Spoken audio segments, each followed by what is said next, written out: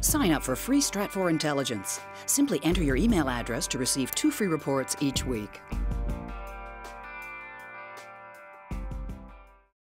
With protests breaking out everywhere from Yemen to Bahrain to Algeria to Iran, everyone is asking themselves who's next in the so-called wave of revolutions. Now, while there are some common trends in each of these countries, this can't be seen as some sort of domino effect where revolutions will spread everywhere in sight.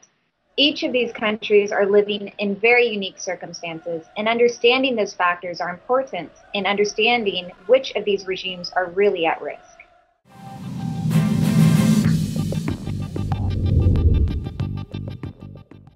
There are common threads to many of the countries experiencing unrest right now. First, most obviously, you have severe socioeconomic conditions where you have high rates of youth unemployment in particular, inflationary pressures driving up the price of food and fuel, lack of basic services. Overall, you see a general reaction to decades of crony capitalism that really built up during the Nasserite era in this region.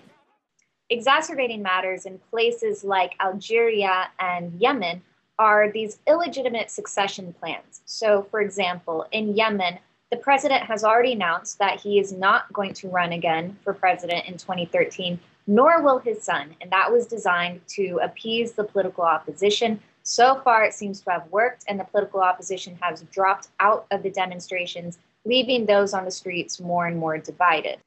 Now, in Algeria, the main concern is not so much the civil unrest in the streets, although that's notable. The real concern is who is manipulating that unrest behind the scenes. So in Algeria, you have an intense power struggle that's been playing out between an increasingly embattled president who's wanted to hand the reins over to his brother and a powerful intelligence minister who is hotly opposed to those plans. So as these demonstrations play out, it's extremely important to take a look at what quiet concessions are being offered behind the scenes as this power struggle plays out. Another key theme is that many of these countries face the dilemma of how to integrate Islamists in the political system. Now, countries like Jordan have a better relationship with the Islamists in the opposition. There, they actually have the ability to participate in the political system, albeit not to the levels they want. In other countries like Algeria, Syria, and of course Egypt, these are the countries that continue to struggle with this Islamist dilemma. One thing is clear to us. In Egypt, we did not see a popular revolution in the true sense of the word. What we saw was a carefully and thoughtfully managed succession by the military.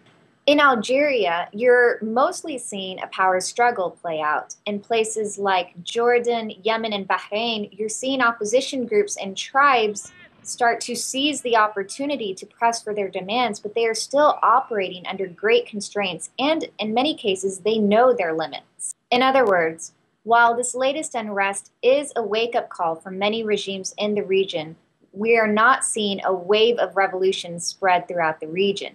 And where you do see things flare up, like we might see in Algeria this coming Friday, you have to take a closer look at the political intrigue behind the demonstrations to really understand the true risk to the regime.